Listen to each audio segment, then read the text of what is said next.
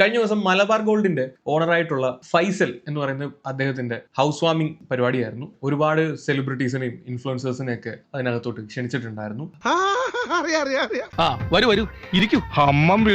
Big boss ആയിട്ട് ബന്ധപ്പെട്ട് ഒരുപാട് ആളുകൾ ആ ഒരു ഹൗസ് വാമിംഗിൽ പങ്കെടുക്കുകയുണ്ടായി. അപ്പോൾ അതോടൊപ്പം തന്നെ നമ്മുടെ ആദിലയും നൂറയും അവരും പങ്കെടുത്തു. ഇദ്ദേഹത്തിന്റെ കൂടെ നിന്ന് ഫോട്ടോ എടുത്തു.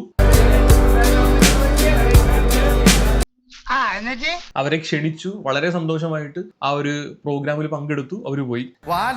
പറഞ്ഞോണ്ടിരിക്കാതെ നിങ്ങൾ പോയിന്റിലേക്ക് വാ. അതിനുശേഷം ഒരു 5-6 മണിക്കൂർ മുമ്പ് ഈ ഫൈസൽ എന്ന് പറയുന്ന മലബാറിന്റെ ഓണറായിട്ടുള്ള ഇദ്ദേഹത്തിന്റെ ഫേസ്ബുക്ക് അക്കൗണ്ടിൽ ഒരു പോസ്റ്റ് പ്രത്യക്ഷപ്പെടുകയാണ്. എന്താടാ പ്രേമേന്ദ്ര വരച്ചു വെച്ചേക്കണത്? വായിച്ചേ. ഈ പെൺകുട്ടികളെ എന്റെ ഈ ഒരു ഹൗസ് വാമിംഗ് പ്രോഗ്രാമിൽ പങ്കെടുപ്പിച്ചതിൽ ഖേദം അറിയിക്കുന്നു എന്ന് പറഞ്ഞിട്ട് ജനങ്ങളോട് മാപ്പ് പറഞ്ഞുകൊണ്ടുള്ള ഒരു ഫേസ്ബുക്ക് പോസ്റ്റ് ആണ് വന്നത്. എന്റെ ഗൃഹപ്രവേശന ചടങ്ങുകളിൽ സമൂഹത്തിലെ വ്യത്യസ്ത മേഖലകളിൽ നിന്നുള്ള നിരവധി പ്രമുഖ വ്യക്തികൾ പങ്കെടുത്തു. അതിനൊന്നുമില്ലേ? ആഗോളതലത്തിൽ ബിസിനസ് രംഗത്ത് പ്രവർത്തിക്കുന്ന ഞങ്ങളെ സംബന്ധിച്ചിടത്തോളം എല്ലാത്തരം സൗഹൃദങ്ങളും കാത്തു സൂക്ഷിക്കേണ്ടതായിട്ടുണ്ട്.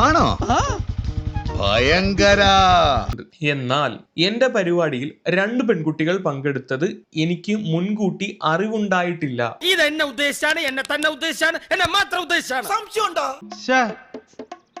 ഉളുപ്പുണ്ടടാ ചക്കണക്ക്. ഈ 2 പെൺകുട്ടി എന്ന് ഉദ്ദേശിക്കുന്നത് ആദിലെ നൂറയാണ്. അദ്ദേഹത്തിന് മുൻകൂട്ടി അറിവുണ്ടായിട്ടില്ല എന്നാണ് ഈ ഒരു പോസ്റ്റിനകത്ത് പറയുന്നത്. നിങ്ങളുടെ ഹൗസ് വാമിംഗിൽ ആരൊക്കെ പങ്കെടുക്കണം എന്നുള്ള കാര്യത്തിൽ നിങ്ങൾക്ക് അറിവില്ലേ? അതും ഒരു ബിഗ് ബോസ് ഫെയിം ആയിട്ട് നിൽക്കുന്ന ആദിലെ നൂറയൊക്കെ ക്ഷണിക്കുമ്പോൾ നിങ്ങളുടെ അറിവില്ലാതെ എങ്ങനെയാണ് അവരെ ക്ഷണിക്കുന്നത്?